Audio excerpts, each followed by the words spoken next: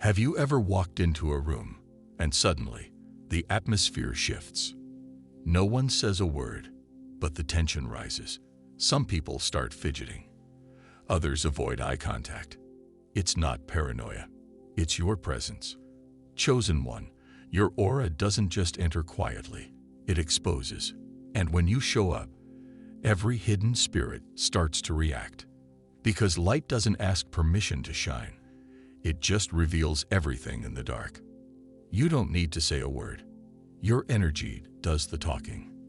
Your presence carries something that forces truth to the surface, whether people are ready or not. That's why you make certain people uncomfortable without even trying. Because when you show up, every hidden motive, every mask, every secret spirit around you begins to tremble. You were born with a light that can't be dimmed. You didn't earn it. You didn't fake it. It's in you, and it shows up before you even speak. That's your aura. And your aura is a spiritual spotlight. It exposes the good, the fake, the broken, the envious, the manipulative, everything. People can't hide around you, because when you walk into a room, their spirit meets your frequency.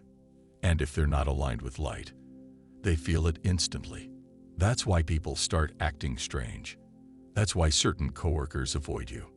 That's why family members go silent when you enter. They're not always angry at you.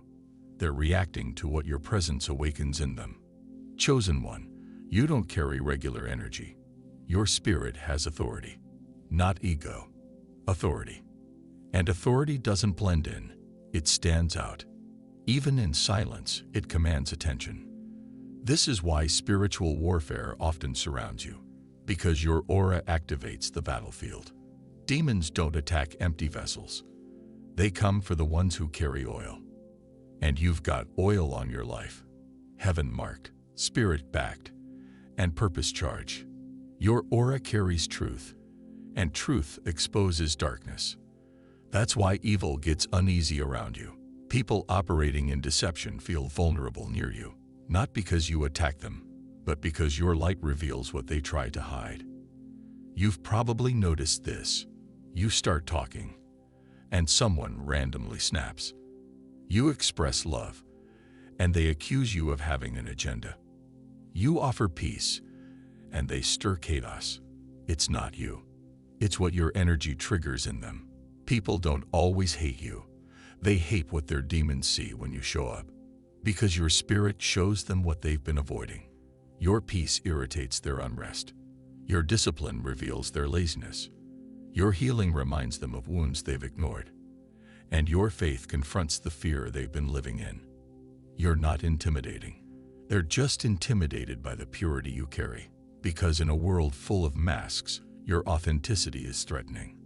You walk with a mirror, and mirrors don't lie. When people encounter you, they're forced to see themselves.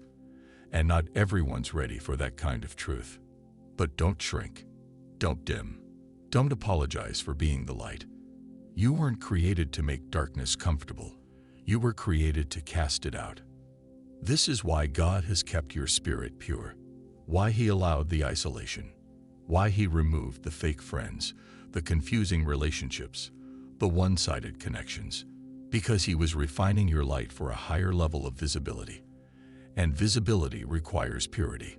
You can't carry this kind of light and walk with just anyone, because the wrong energy distorts your frequency. And your frequency is what reveals the truth in any room you enter. When you speak, people listen. When you're silent, people still feel you. When you walk away, the atmosphere doesn't recover quickly. That's not charisma. That's not charm. That's spiritual weight. And spiritual weight exposes spiritual content. So what's inside others starts rising to the surface when you're around. That's why you attract both love and hate, both admiration and jealousy. Because people either feel safe in your light or exposed by it. And the ones who feel exposed, they start to shift. They project. They gossip. They distance themselves. Not because you've done anything wrong, but because they're spiritually convicted. They feel seen, and some people hate being seen. But chosen one, understand this. You're not here to be liked. You're here to be lit, to awaken souls, to shift atmospheres, to cast light into dark places that have been comfortable too long. Your aura is warfare. Your peace is prophetic. Your presence is powerful, not because of what you do, but because of who you are. You walk with divine backup. When you enter a space, the realm around you reacts, because you don't just carry light, you are light. And light doesn't whisper. It announces. It says, I'm here. And everything hidden must now come to the surface. So if you've ever felt confused by the strange reactions you get from others, the random coldness, the awkward tension, the sudden distance, remember this. It's not about you. It's about what you represent. You represent truth. You represent healing. You represent growth. You represent God's reminder that something greater is possible. And some people aren't ready for that. But you are. So walk boldly in your light. Let your aura do what it was designed to do. Let it expose, heal, challenge, reveal. Let it make demons nervous and angels rejoice. Because when you show up, the whole atmosphere shifts. And that is exactly what you were born to do. Your aura is not random. It's assigned. You didn't wake up one day and decide to carry this kind of presence. It was forged. Forged through pain, betrayal, isolation, silence. And now, your light isn't just shining. It's piercing. You've been through storms that could have destroyed anyone else. You've fought battles nobody saw. And because of that, your aura now carries something heaven-backed and battle-tested. You're not just glowing. You're radiating truth, and truth, my friend, is dangerous to darkness. That's why the enemy doesn't attack what's weak. He attacks what's spiritually effective. If your aura had no power, you wouldn't be so misunderstood. You wouldn't be envied. You wouldn't feel so isolated. But chosen ones walk heavy, and that weight makes spirits shift. You're not crazy for noticing people acting strange when you walk in. You're not imagining the awkward stares, the passive-aggressive energy, the sudden tension. That's real. That's spiritual friction. Because your light agitates every spirit hiding in the dark. And not just evil spirits, even unhealed ones. People who haven't confronted their pain, their shadow, their guilt. They feel seen when you're around. Because without even trying, you mirror back to them what they've been trying to ignore. You're the reminder that light still exists. That purity still walks this earth. That not everyone is playing games with energy. Some of us walk in alignment. Some of us speak with intention. Some of us love with depth. And that disrupts people who are used to superficiality. But don't take their distance personally. Take it as confirmation. Because your aura is doing its job. You weren't created to blend in with confusion. You were created to expose it. You're not here to sit at every table. You're here to flip the ones built on lies. Some of you have been wondering why certain relationships suddenly ended. Why people ghosted you. Why you started feeling like a stranger in your own community.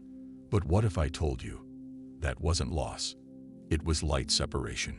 Because when your aura evolves, it no longer aligns with the frequencies that once felt familiar.